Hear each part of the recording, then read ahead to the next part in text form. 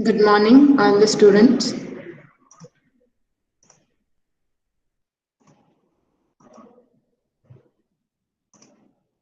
Let's start our fifth lecture under module 3.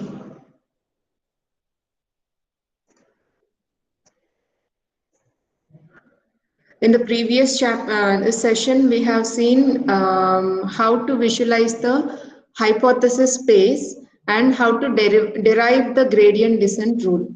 Right? How to visualize the hypothesis space?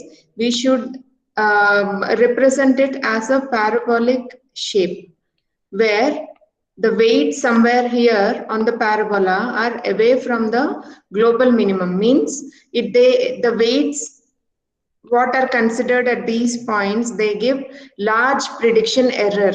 But as you proceed towards the global minimum, here the prediction accuracy will be quite high.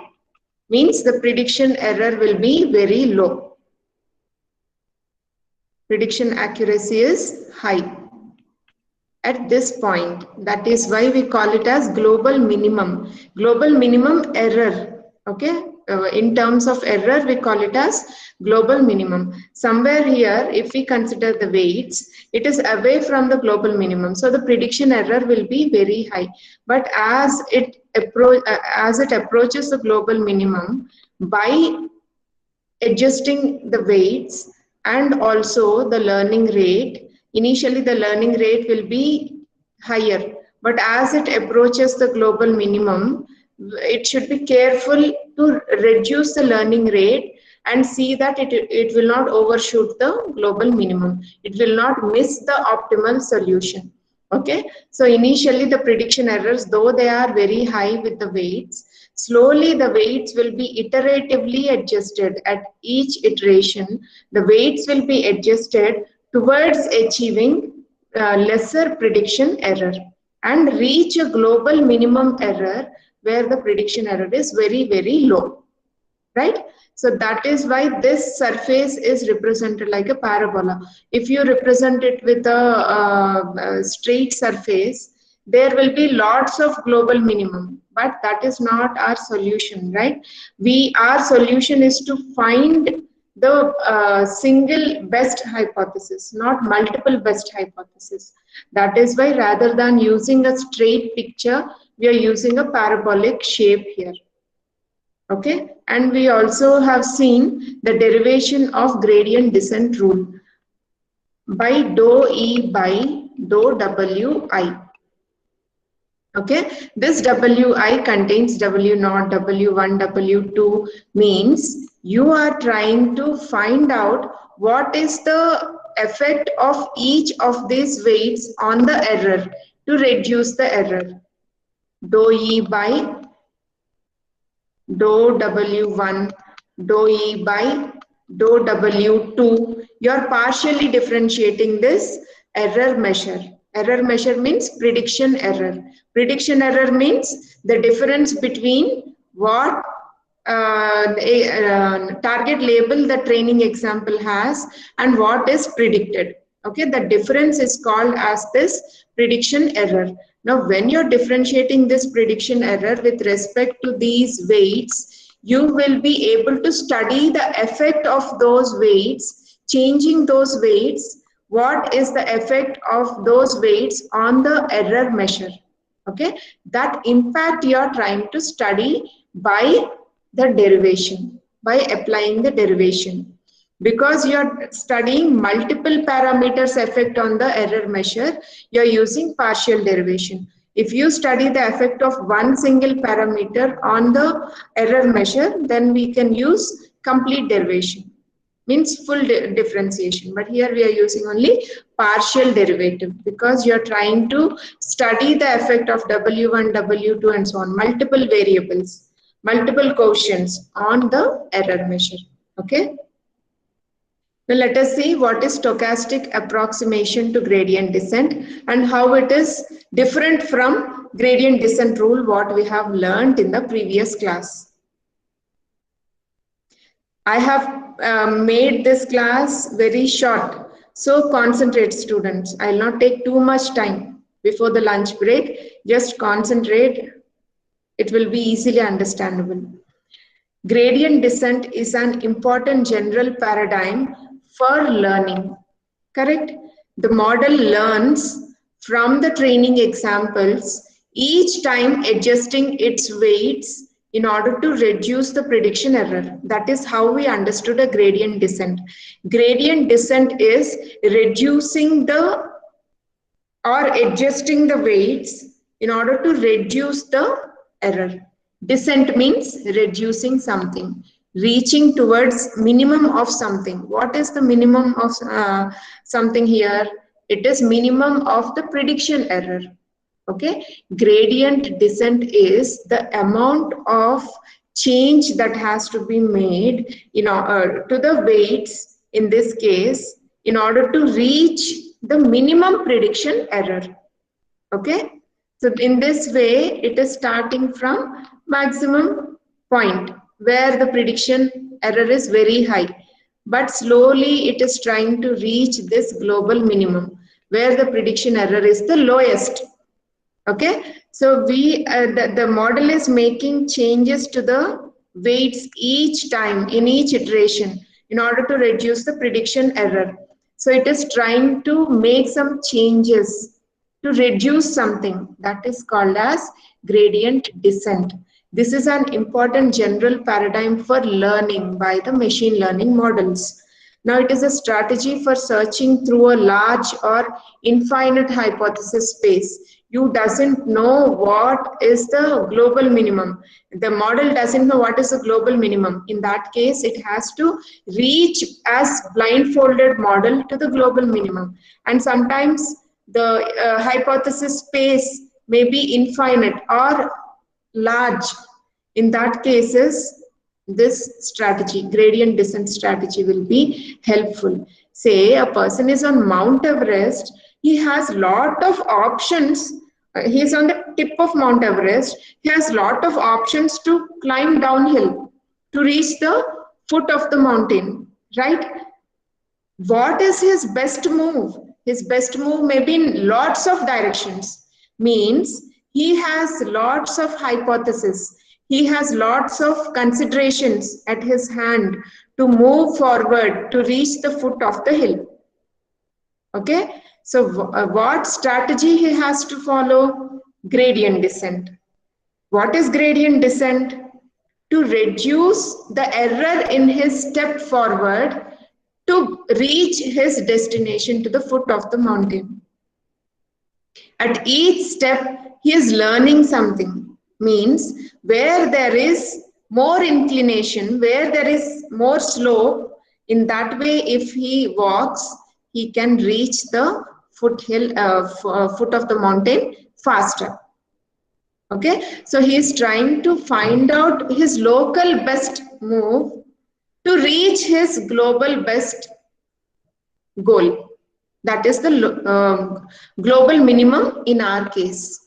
Model is trying to consider local best minimum in order to reach towards its global minimum. Means locally it is trying to reduce the prediction error, and in that way proceeding further to reach the global minimum where the prediction error of the overall training examples is very, very low. Okay, so it is trying to find out over all the training examples, not one single training example. It is considering every training example's error to find out what is the prediction error over all the training examples and trying to minimize that prediction error. Right? It is a strategy for searching through a large or infinite hypothesis space that can be applied whenever the hypothesis space contains continuously parameterized hypothesis. Continuously parameterized hypothesis means if it has numerical values. For example, the weights in a linear unit. What is a linear unit? W1x1 plus W2x2 plus W3x3. These are called linear units because there is no exponential value in this. If I say W1x1 square plus W2x1 cube plus W3x1 to the power of 4, in that case I call it as non-linear unit or polynomial unit. Okay, so this is not our consideration now. We are trying to just talk about linear units. Okay, linear unit is combination of linear parameters w1 x1 w2 x2 and so on. Okay, so the hypothesis space, if the hypothesis space contains continuously parameterized hypothesis, that is the weights in a linear unit, and the error can be differentiated with respect to those hypothesis parameters w naught to wn. In that case, it is this gradient descent will be useful. Okay, you understood this clearly? The hypothesis space contains continuously parameterized hypothesis. Means if it is continuously parameterized hypothesis means you have lots of values right here, w1, w2, w3, lots of weights have to be adjusted, lot of weights have to be learned in order to arrive at an ideal target function. That is why we are calling it as continuously parameterized hypothesis.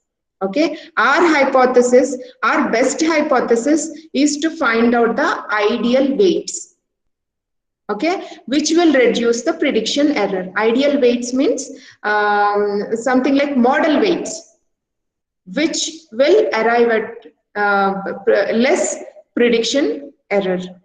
Okay, so the error can also be differentiated with respect to these hypothesis parameters. In that case, normally we use this gradient descent learning.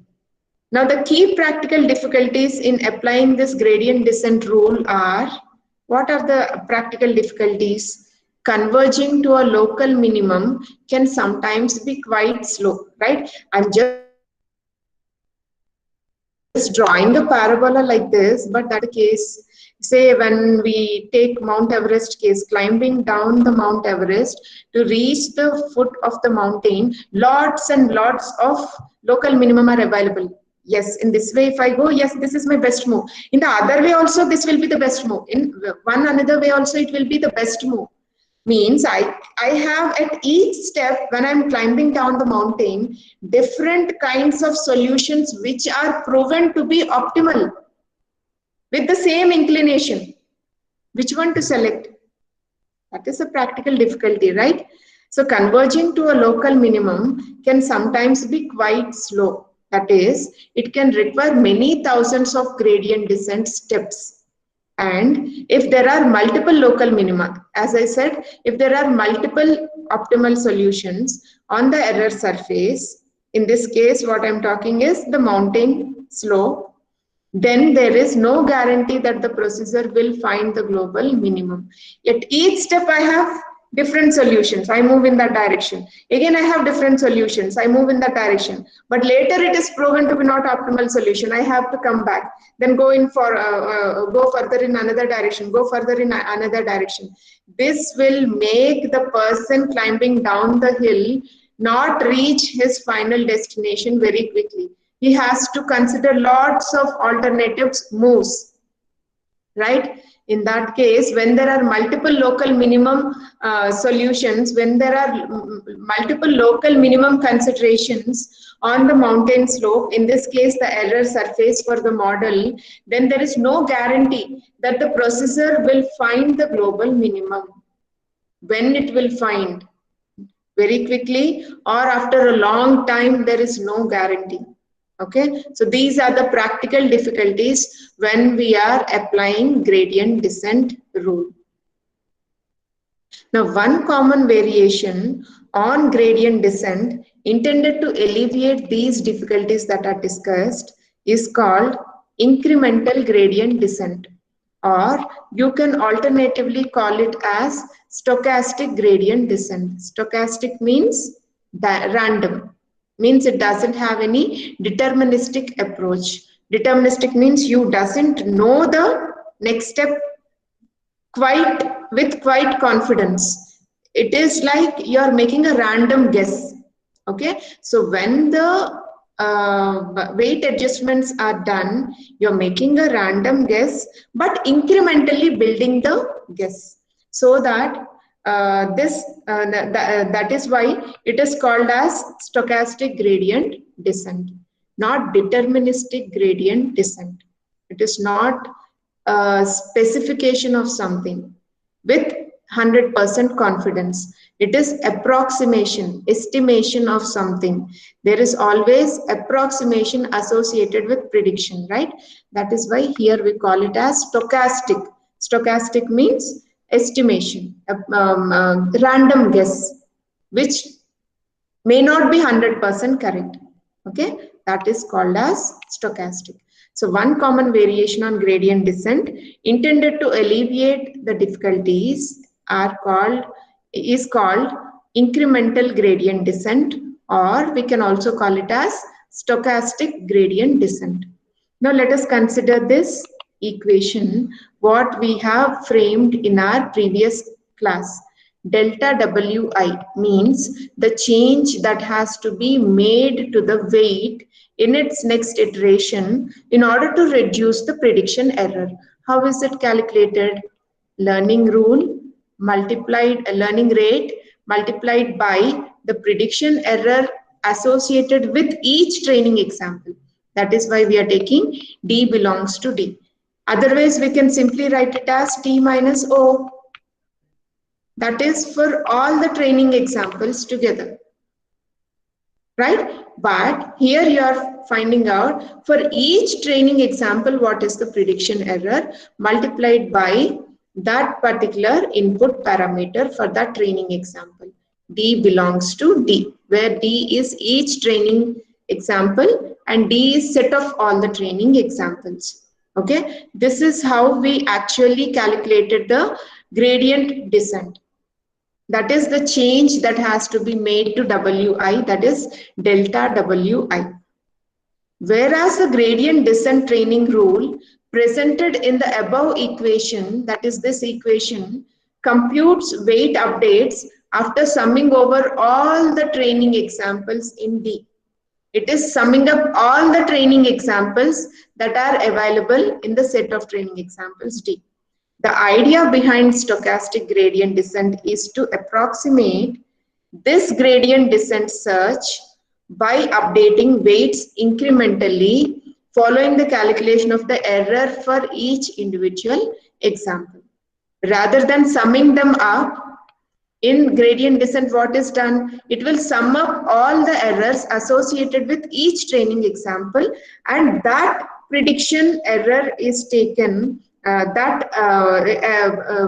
entire measure is taken, not prediction error, entire measure is taken, means the error that is encountered across all the training examples summed up, that is taken to decide the weight adjustment. But in stochastic approximation gradient descent, it will consider each individual example to adjust the weight. Okay, I'm making it very clear. Listen carefully. In gradient descent, all the prediction errors of each of the training examples D is summed up, added. All the errors are added, and based on that measure, the weight adjustment is done. That is delta Wi. That weight adjustment is decided. But in stochastic approximation to gradient descent, instead of calculating the sum of all the errors, it will consider the error of each individual training example. It will not sum up all the errors. It will take each individual training example's error to decide the weight adjustment delta Wi. Okay, you notice the difference now? Instead of summing up, it is considering each training example's individual error and deciding on the weight adjustment. Okay, so the modified training rule is like the training rule given by the above equation, except what is the difference? Except that as we iterate through each training example, we update the weight according to this equation. Initially, what is done? All the errors are summed up, and based on that weight adjustment decision is taken. But according to this modified training rule, according to this stochastic approximation gradient descent, what the model is doing now? It is going through each training example to update the weight. For this training example, this is the error. In order to reduce this, make this weight adjustment. For the next training example, the error is larger. According to that, make the weight adjustment. Like that, it is doing it for every training example. This is called as stochastic approximation to gradient descent, and that is calculated using this formula. You know this formula, right, already?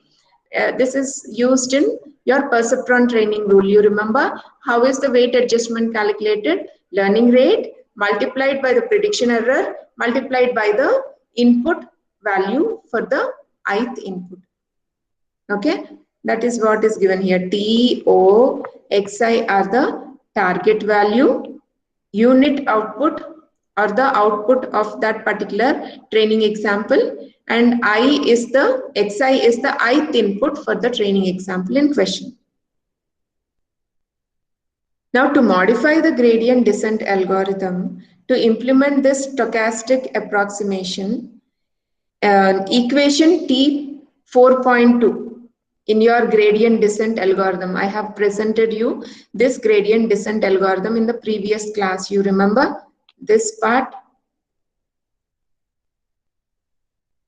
Now, in this, what slight modification should we do in order to make it as stochastic approximation to gradient descent, not the regular gradient descent?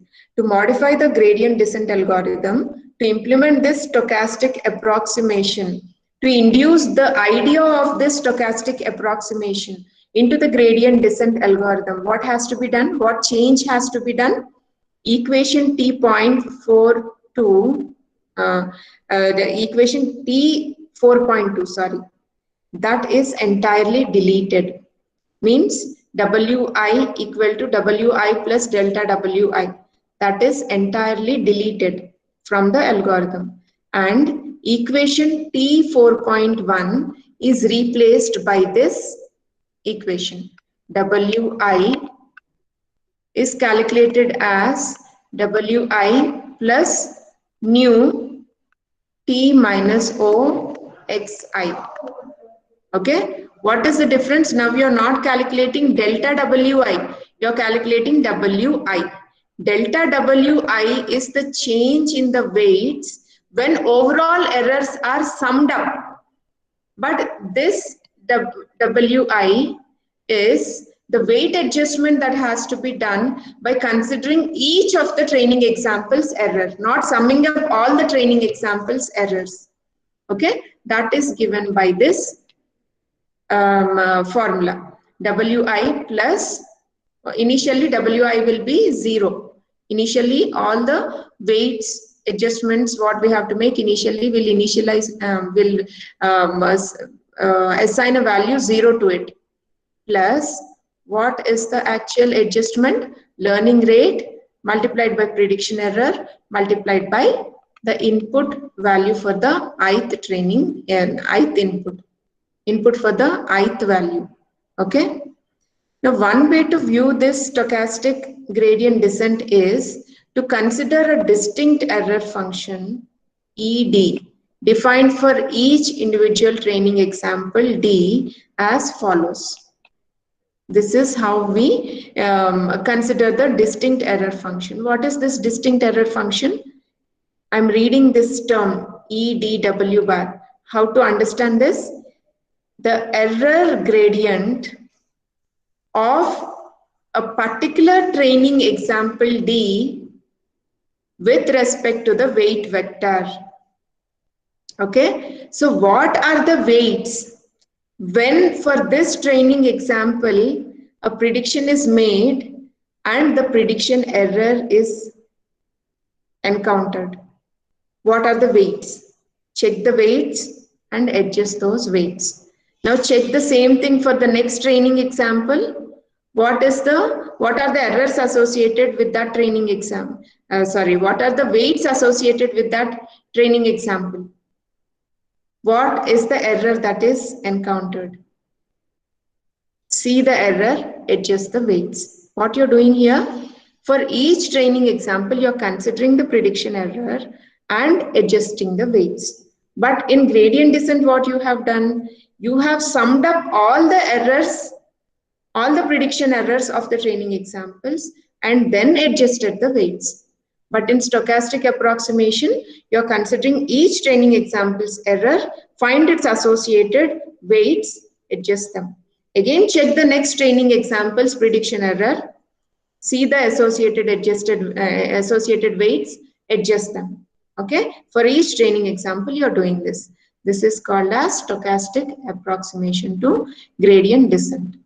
Now, stochastic gradient descent iterates over the training examples, each of the training examples D in the training example set capital D at each iteration, altering the weights according to the gradient with respect to error gradient of that particular training example with respect to weight vector. That is what I explained. Now the sequence of these weight updates when iterated over all training examples provides a reasonable approximation to descending the gradient with respect to our original error function EW bar.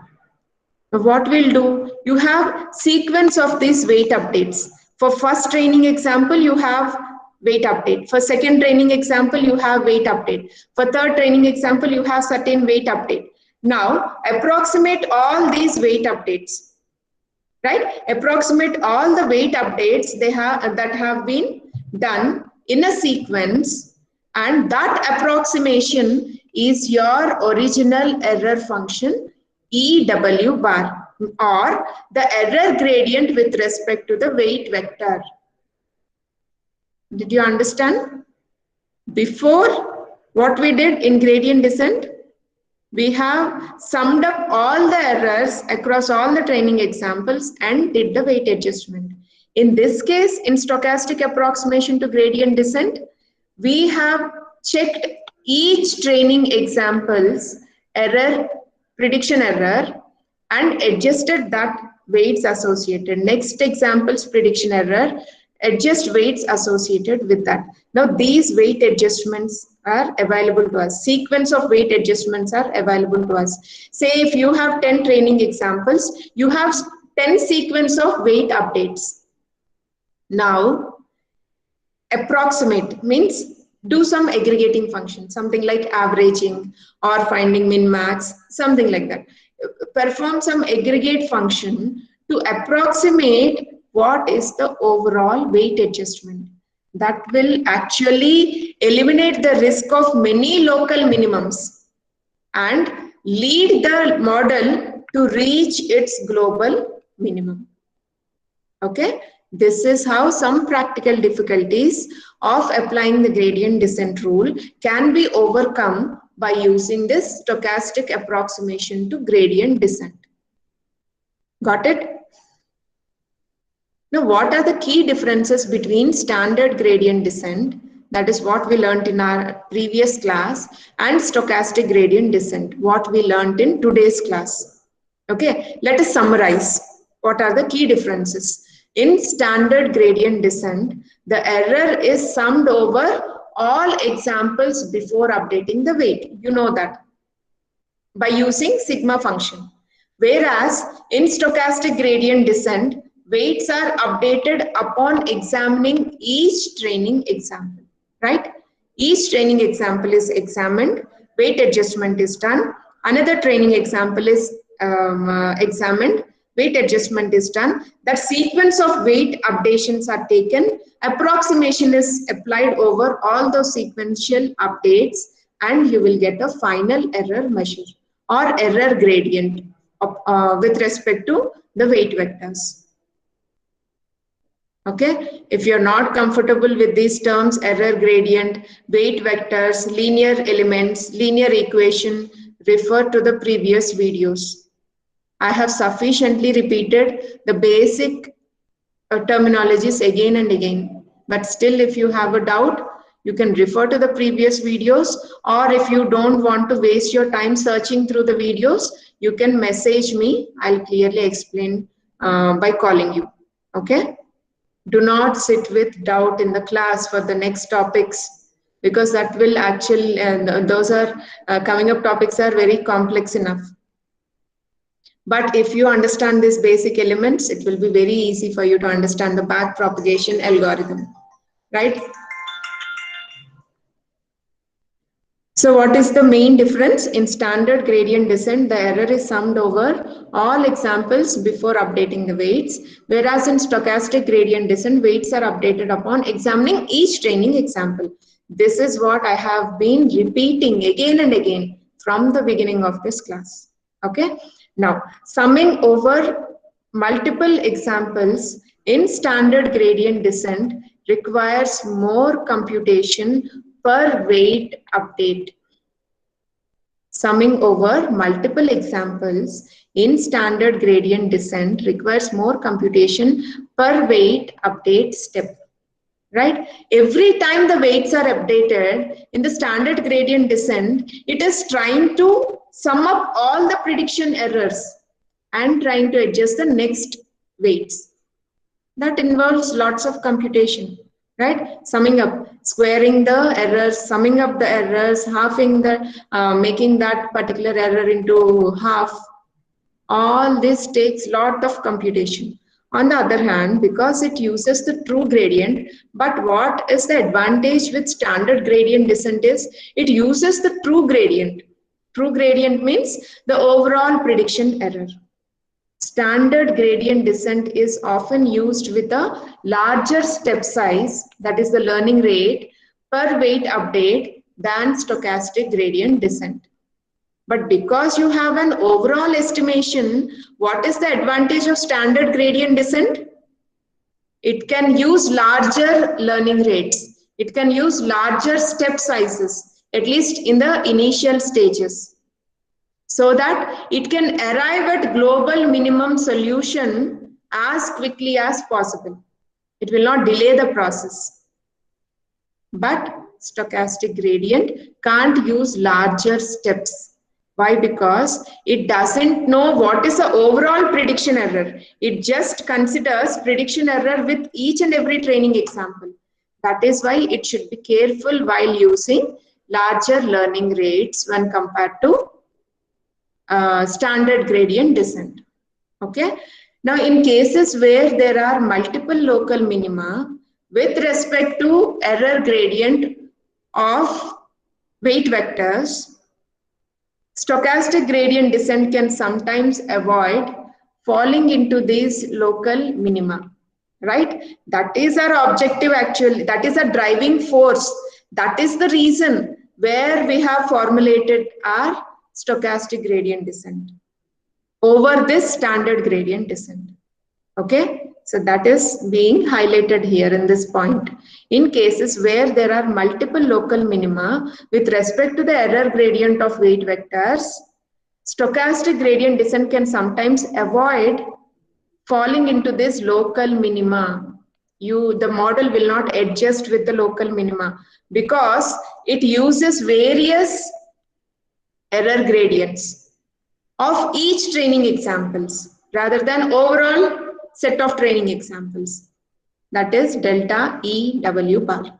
It is using every training examples error gradient rather than using the overall training examples error gradient to guide its search. So it will avoid or it will save the model to fall into this local minimum and adjust with that local minimum, thinking it as the best hypothesis, which is not actually the best hypothesis, because global minima is the best hypothesis. Local minima are not best hypothesis. Local minima should guide a model to arrive at global minimum.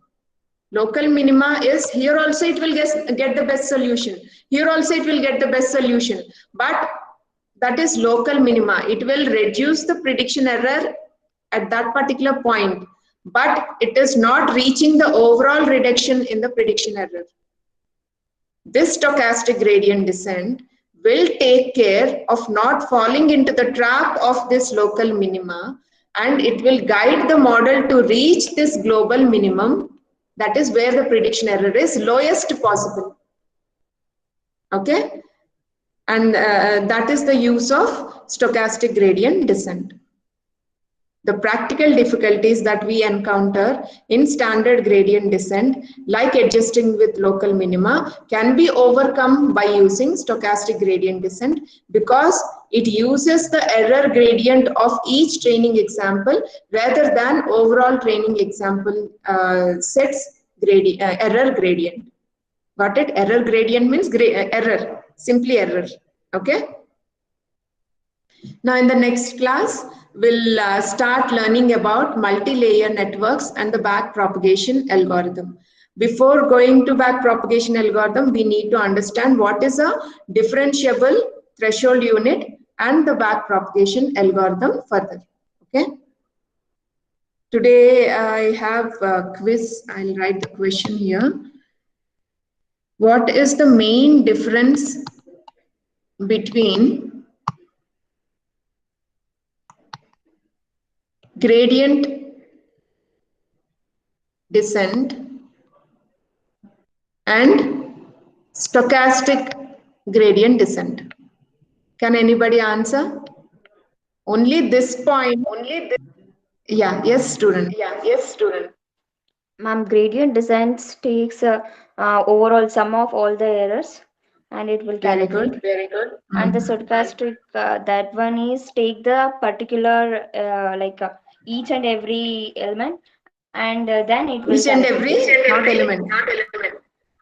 Each DT. and every something. I don't know. Training example. Yes, ma'am. Okay. Mm. Each and every training examples, error value will be considered. Got it? And then weight will be updated. Yeah. Very good. Now, can anybody read this? This is your second question.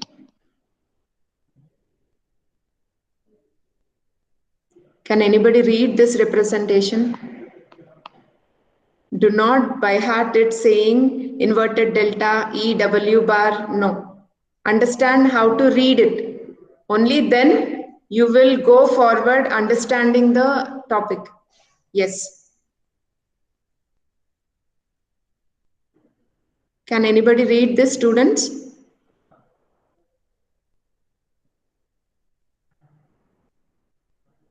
It is error gradient with respect to the weight vector W bar.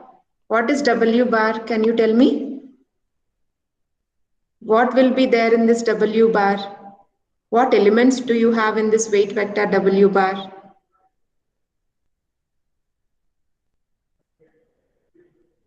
Naina? It's weight. Yes, Naina? Or somebody else started answering. Yes, you can answer.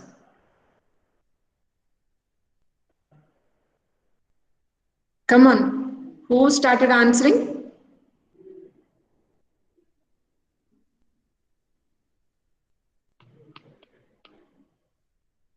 Tanuj?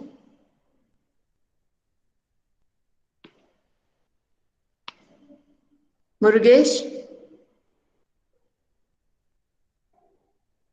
Ajay? You're there or not? What are the components of this weight vector W bar? W naught, W1, W2, and so on up to Wn. These are all individual weights or elements in this weight vector W bar. Now, when I say delta, inverted delta E, I'm talking about the error associated with each of these weights.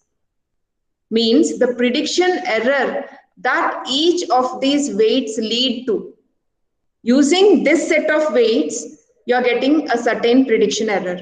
Using a different set of weights, you get a different prediction error. Now, overall, all the training examples, you will get this error gradient. This is called as error gradient with respect to the weight vector. Did you understand? Now, when I say delta E d of W bar, I'm not talking about overall error. I'm talking about error of a particular training example's prediction with respect to the weight vector W. Means using these weight vectors, using this set of weights, a prediction error is obtained on this training example. Means this training example has some estimation 35, but it has predicted as 34.